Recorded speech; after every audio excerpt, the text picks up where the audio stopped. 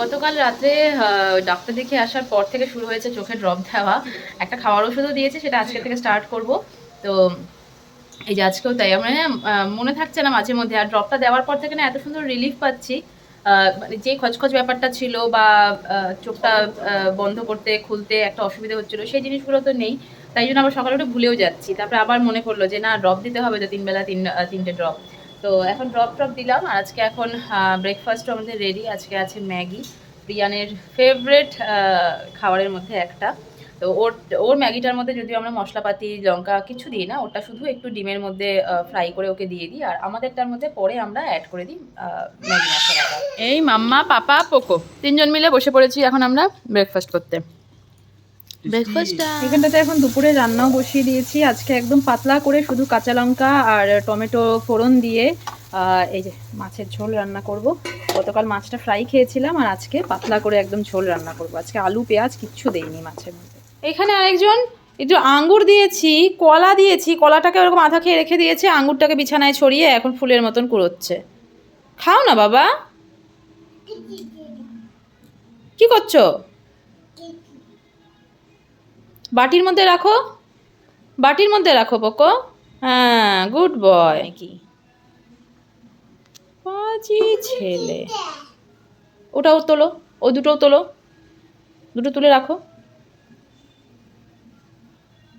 এখানে আমার মাছের ঝোল প্রায় হয়েই এসেছে, এবার বসিয়ে দেবো ভাত। মাছের ঝোল এই যে এখানে নামিয়ে দিয়েছি, ভাতটাও বসিয়ে দিয়েছি। আর আজকে প্রীতম বলছে অনেক দিন ধরে চাটনি খাওয়া হয় না, চাটনি বানাও।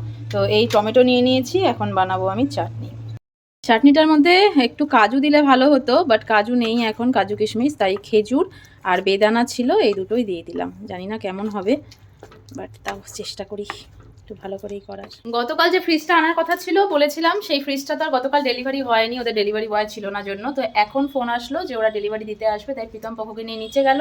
আর আমাকে বললো এই জায়গাটা একটু পরিষ্কার করে রাখতে। নর্মালি পরিষ্কারই আছে, বাট তাও একটু ঝেড়ে মুছে, কারণ এখন ফ্রিজ রাখা হয়ে গেলে তারপরে আর এই জায়গাটা মোছা টোছা ডেলি হবে না। তো এটা আজটা কমিয়ে রাখি। আর এখন আমি ফ্রিজ আসার জন্য, এটাতে আমার চাটনিও হয়ে গেছে আর এই ফ্রিজও চলে এসেছে।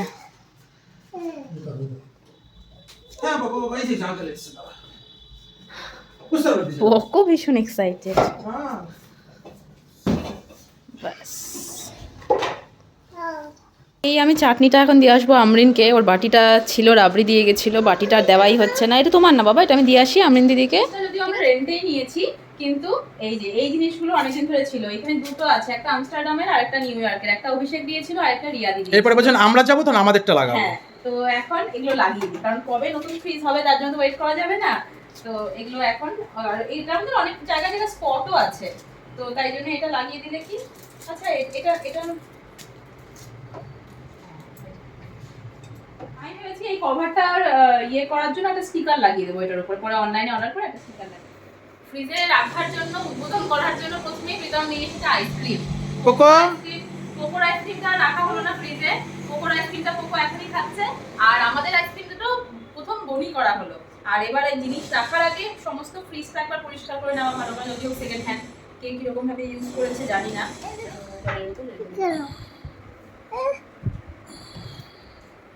কলা কেউ ফ্রিজে রাখে নাকি?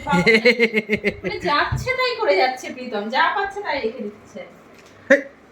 এই আমার রান্নাবাড়ি সব কমপ্লিট। এখানে মাছের ঝোল, এখানটাতে চাটনি, আর এই হচ্ছে এখানে স্যালাড।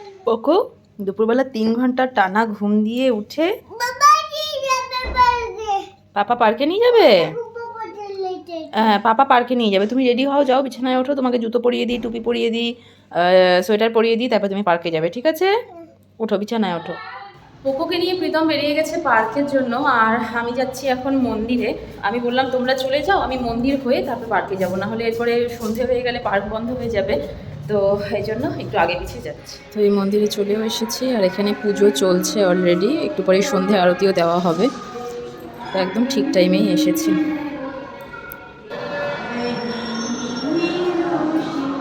থেকে বেরিয়ে গেলাম, আর এই একটু কিছু ফুচকা খাওয়ার নিয়ে। ওখানে কিছু পাওয়া যায় না, পার্কের আশেপাশে কোনো দোকান নেই। এখন যাচ্ছি পার্কে। আজকে এমন ট্রাফিক, পুরো রাউন্ড করে, মানে আমার রোড ক্রস করতে যে কত টাইম লাগলো। এত ট্রাফিক, মানে এই 6:30টার টাইমটাতে এখানটা দিয়ে আসাটাই বেকার। পুরো চাপ একদম রোড ক্রস করা। এই যে একের পর এক গাড়ি এসেই যাচ্ছে। এখানে কি করে আবার এখন এই যে অপোজিটেই পার্ক, এতটা অবধি তো আসলাম। এবার 3 রাস্তার মোড়, 3 তো না 4, 1 2 3 আর ওটা হচ্ছে 4 রাস্তার মোড়ে দাঁড়িয়ে আছি। এখন রোড ক্রস করবো কিভাবে জানি না। ও ভাবে জাস্ট রোডটা ক্রস করলাম। আমি না ছোটোবেলা থেকেই এই রোড ক্রস ব্যাপারটা ঠিকঠাকভাবে করতে পারি না। বাবা দাদা প্রীতম যে যখন সঙ্গে থাকে হাতটা আমার ধরা অভ্যেস। তো এখানটাতে এসে তো এত ট্রাফিকের মধ্যে রোড ক্রস করাটা বিশাল বড় চাপ লাগলো আমার। বাট তাও ঠিক আছে, ধীরে ধীরে শিখছি। এখন খুঁজি বাবা ছেলে কোথায়। এই যে খুঁজে পেয়েছি, এই যে পকো। আজকে আমি বলেছি, আগের দিন অন্যের বল নিয়ে কাড়াকাড়ি করছিল, ইয়ে পকো। আজকে বলেছি ওর বলটাই যেন নিয়ে আসে। আজকে বল নিয়েই এসেছে। কান্না করছে? কে কে কান্না করছে? ও ওদিকে বুনুটাকে তুমি কিছু করেছো? এই যে এখানে কাকে ধাক্কাধাক্কি করেছে, এখন আমাকে বলছে বুনুটা কান্নাকাটি করছে। এই যে ওটাই মনে হয় সেই বুনু। তুমি কেন মেরেছো বলো তো? খালি মানে কমপ্লেন করবে, ওর লোকও লাগবে আবার এদিকে ঝগড়াও করবে।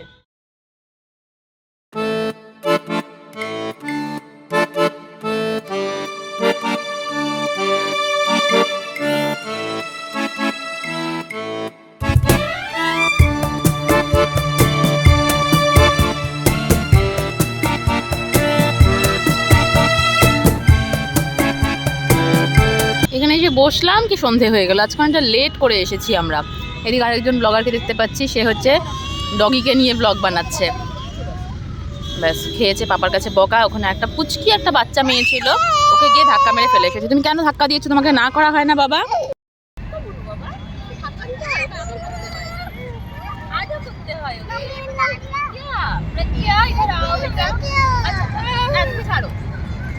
আবার ধাক্কা দিবে, তুমি ছাড়ো।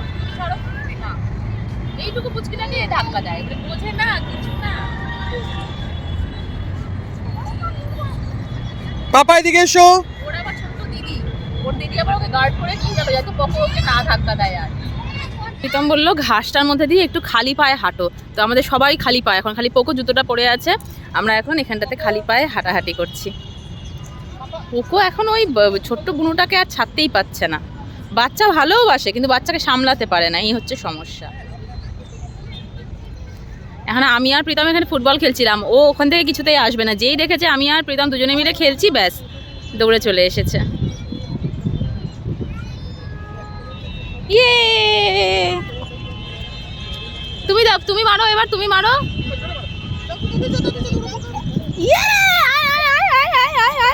ইয়ে বলো বলো।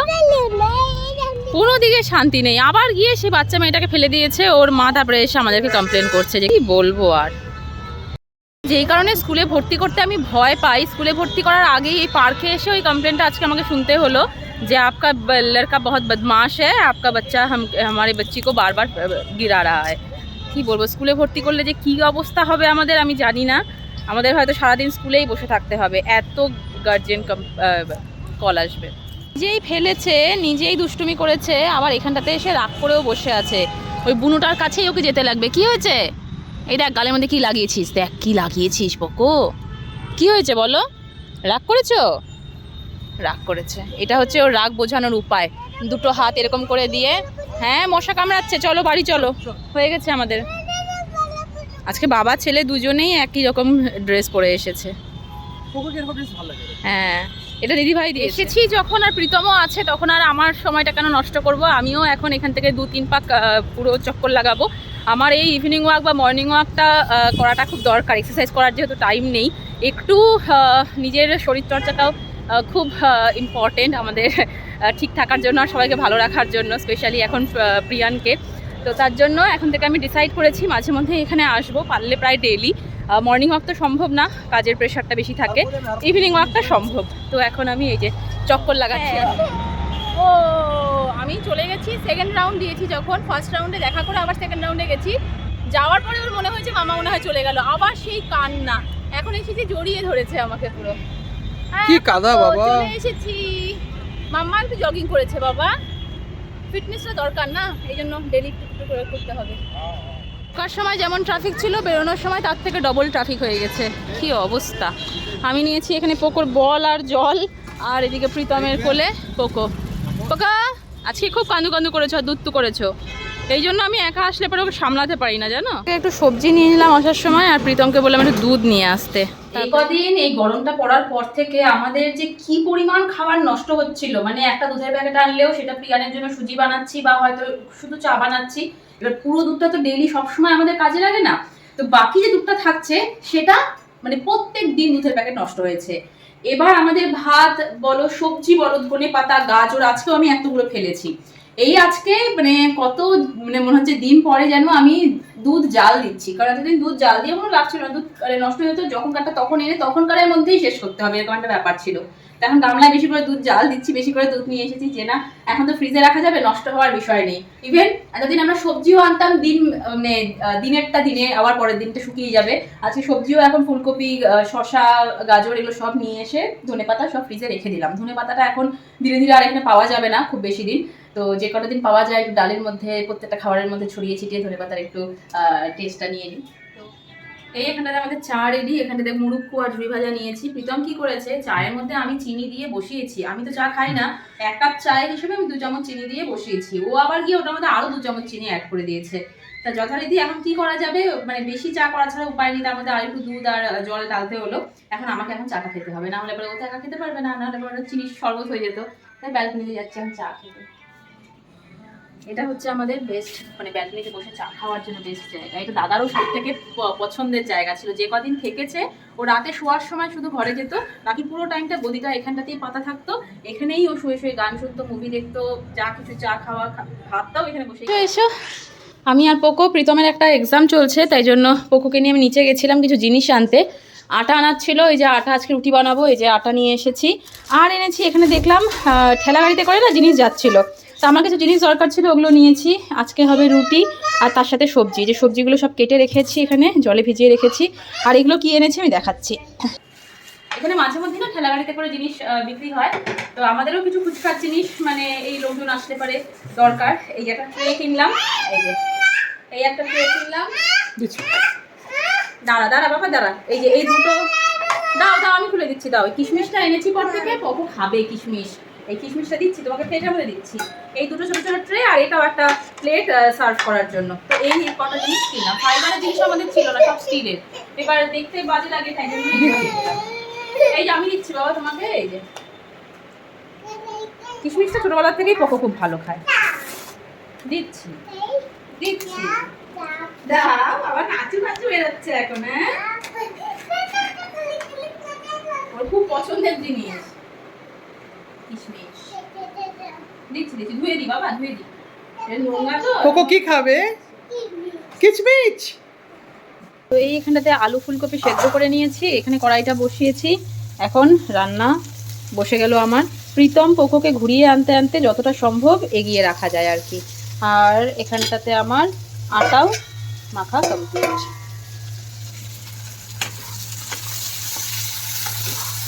পোকোকে নিয়ে চলেও এসেছে, আর আমার এদিকে সবজি প্রায় হয়ে এসেছে, এখন রুটিগুলো বেলছি। আর পোকো আসার সঙ্গে সঙ্গে একটা কাজ করেছে, সেটা হচ্ছে হলো এই যে আমার ফ্রাইং প্যানটার এই ডান্ডিটা আছাড় মেরে ভেঙে ফেললো।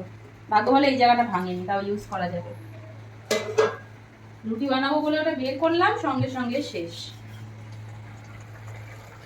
কই পোকো কই, পোকো কই, কই পোকো কই, এই যে পোকো।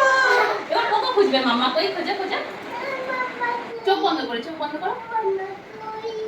মাম্মা কই, এই যে মাম্মা। আচ্ছা মিয়াও মিয়াও করি এবার, হ্যাঁ বাবা, মিয়াও মিয়াও মিয়াও। এখানটাতে আমার খাবার রেডি, হ্যাঁ না খেয়ে দেখো কত কিছু। এটা আমি বানাইনি, আর এটা এখন বানালাম আচার, রুটি, স্যালাড, আর পোকো খাচ্ছে এখানে রুটি আর স্যালাড। খাও দেখো তো আগে তরকারিটা খেয়ে ঠিক আছে নাকি। অনেকদিন পর ফুলকপির তরকারি করলাম, শুধু ফুলকপি না, ফুলকপি গাজর। ঝাল হয়েছে না ঝাল হয়নি? ভালো হয়েছে, ডিনার কমপ্লিট। প্রীতম পোকোকে নিয়ে নিচে নেমেছিল, এবার আমি ভেবেছি কি আমিও আসি, আমি জানি শেডের নিচেই আছে। এসে দেখছি পুরো শেডের নিচে কোথাও নেই। এবার বাইরে যেতে গেলে কার্ড লাগবে, আমি কার্ডটা নিয়ে আসিনি, এখন প্রীতমকে ফোন করা ছাড়া আর কোনো উপায় নেই। বাইরে বেরিয়ে দেখলাম গেটের সামনে এসে যে গেটটা একটু খোলাই আছে, গেটটা পুরোপুরি বন্ধ নেই। পোকো, পোকো কি করছে? পোকো মাম্মাকে ছেড়ে কোথায় যাচ্ছে? দেখি দেখি দেখি পোকো কি দেখতে এসেছে। আবার টেনে টেনে নিয়ে যাচ্ছে কাউ দেখার জন্য। ওই যে দূরে কাউ দাঁড়িয়ে আছে। মাম্মা পাপা পোকো, মাম্মা পাপা পোকো। বাইরে বেরিয়ে একটা জিনিস ভালো হলো, একবারে সবজিও নিয়ে নিলাম। গাজর ছিল না, মটরশুঁটি ছিল না। 1 কিলো গাজর, 1 কিলো মটরশুঁটি, দুটোই নিয়ে নিলাম। এখন ফ্রিজ আছে তো বেশি করে নিতে অসুবিধে নেই। চলো, এখন আবার প্রীতম বলছে কালকে আলু পেঁয়াজ নিতে লাগবে, এখান থেকে আলু পেঁয়াজটাও নিয়ে নিই। তো এই যে আলু পেঁয়াজেরই শুধু দোকান, ঠেলা গাড়ি। এই আলু পেঁয়াজও এখান থেকে নিয়ে নিচ্ছি। কতটা নিলে আলু পেঁয়াজ? 2 কিলো পেঁয়াজ, 2 কিলো আলু। এই আমরা বাজারঘাট করে সব কিছু নিয়ে আসলাম এখন ঘরে। আর তারপরে ঘরটর ঝাড় দিয়ে এখন গ্যাস ট্যাস মুছে সব কাজ কমপ্লিট। মানে আজকের দিনের মতন সারাদিনের সব কাজ কমপ্লিট। আর আজকে ফাইনালি ভালোভাবে অনেক দিন বাদে ব্লগটা আমি এন্ড করছি। তো না হয় নর্মালি কি মাঝখান থেকে এন্ড হয়ে যায়, পরের দিন আমি এডিট করতে গিয়ে দেখি প্রত্যেক দিন ভাবি যে এন্ড করব, কিন্তু ওই দিনের শেষে না তখন প্রিয়ানকে ঘুম পাড়ানো এই নিয়ে ব্যস্ত হয়ে যায়, আর এই ব্লগের শেষটা ঠিকঠাকভাবে করাই হয় না। তো চলো, আজকে অনেক কিছু হলো, ফ্রিজ এলো, নতুন বাসনপত্র এলো, মনটাও খুশি খুশি আছে। এই জন্য সব মিলেঝুলে আজকে দিনটা ভীষণ ভালো কাটলো। আশা করি তোমাদের ব্লগটা দেখতে ভালো লেগেছে। তো চলো, কালকে দেখা হবে নতুন একটা দিনের সঙ্গে, নতুন একটা ব্লগের সঙ্গে। Till then, tata bye bye, good night. সবাই খুব ভালো থেকো, আনন্দ থেকো, সাবধানে থেকো। আর অবশ্যই ভিডিও ভালো লাগলে প্লিজ চ্যানেলটাকে সাবস্ক্রাইব করে দিও। টাটা।